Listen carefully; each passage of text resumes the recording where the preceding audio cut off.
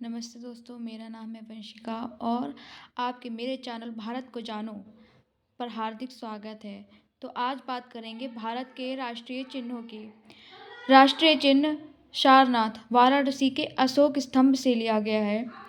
मूल स्तंभ में 4 सिंह हैं। जो आप कभी फोटो में देखिए तो मूल स्तंभ जो होता है सारनाथ में जो है उसमें 4 शेर, लेकिन आपको देखेंगे केवल 3, लेकिन वास्तव में उसमें 4 शेर होते हैं। 4 शेर या सिंह जो बोले आप।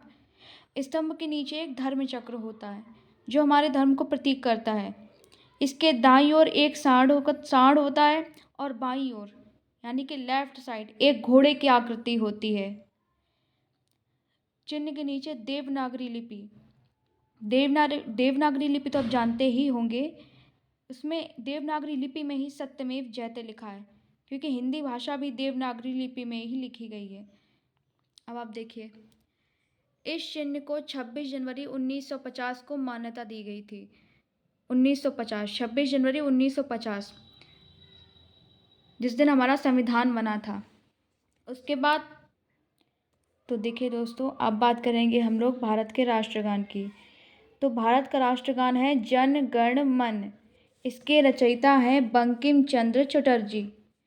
भारत का जो राष्ट्रगान है, भारत के राष्ट्रगान के जो रचयिता हैं वो हैं रवींद्रनाथ टैगोर।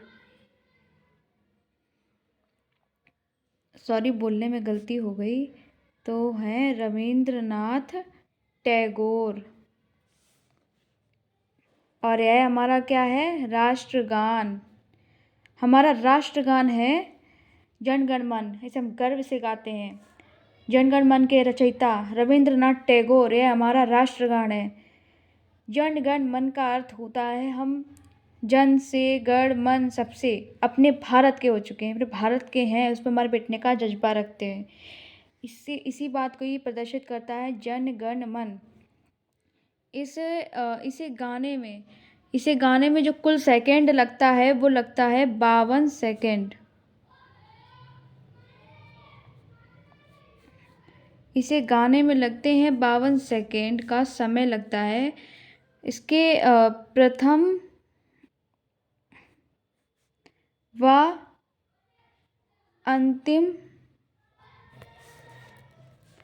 जो अंतिम पंक्ति जो होती है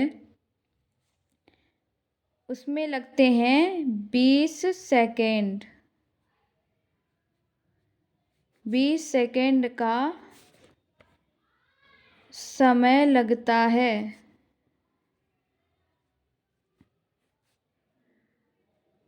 आप लोग समझ रहे हैं ना? इसमें 20 सेकंड का समय लगता है। इसके बाद हम बात करेंगे 24 जनवरी 1950 को।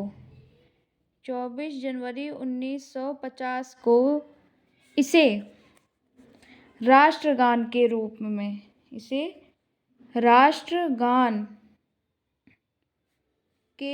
में मान्यता मिली थी। 24 जनवरी 1950 को राष्ट्रगान के रूप में मान्यता मिली। इस गान को सबसे पहले कांग्रेस के कोलकाता अधिवेशन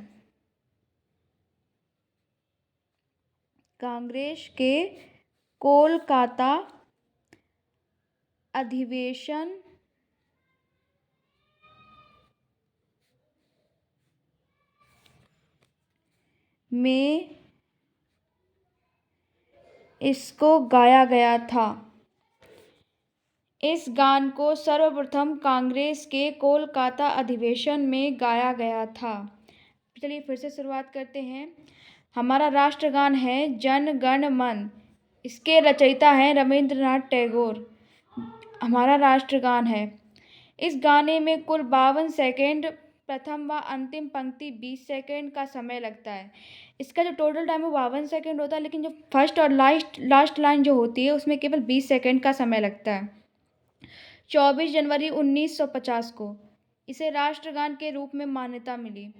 24 जनवरी 1950 को इसे राष्ट्रगान के रूप में मान्यता मिली। इस बात को याद रखिए, क्योंकि आप किसी भी एग्ज़ाम में जाएंगे वहाँ पर आपसे अपने देश के विषय में, अपने राष्ट्रगान के विषय में अवश्य ही पूछा जाता है, क्योंकि ये हमारी मेन बेसिक चीज़ें हैं। इन्हें हमें जानना होगा और जानना चाहिए भी। इसके बाद लिखा, इस गान को सर्वप्रथम या सबसे पहले कांग्रेस के कोलकाता अधिवेशन में गाया गया था। हमारा राष्ट्रीय गीत जो है वो वंदे मातरम हमारा राष्ट्रीय गीत है। जो यह होता है बंकिम चंद्र चटर्जी।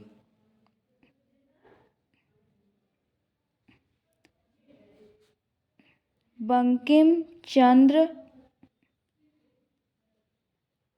चटर्जी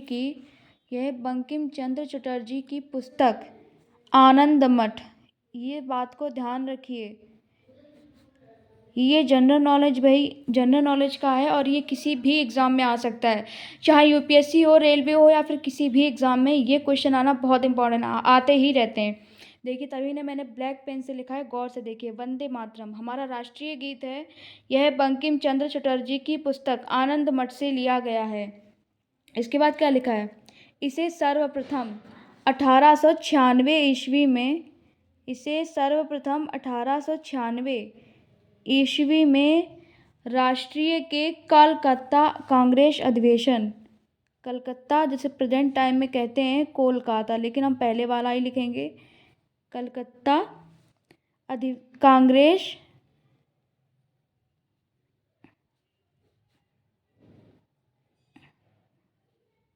अधिवेशन, कलकत्ता कांग्रेस अधिवेशन में गाया गया था।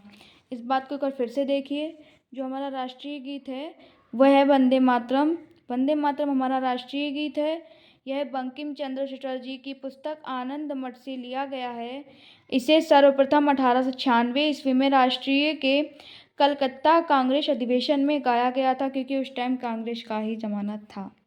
तो चलिए मिलते हैं ऐसी ही मज़ेदार वीडियो के साथ अगले एपिसोड में। आप तब तक मेरी वीडियो में बने रहिएगा और फिर हम आपको अब बताएंगे राष्ट्रीय पंचांग के बारे में, जिसे हर कोई नहीं जानता है, और वाकई में ये रियल बात है, क्योंकि मैंने भी बिल्कुल नया पढ़ा है, मैं पहले नहीं जानती थी इसके बारे में। तो चलिए आपको दिखाते हैं भारत का राष्ट्रीय पंचांग।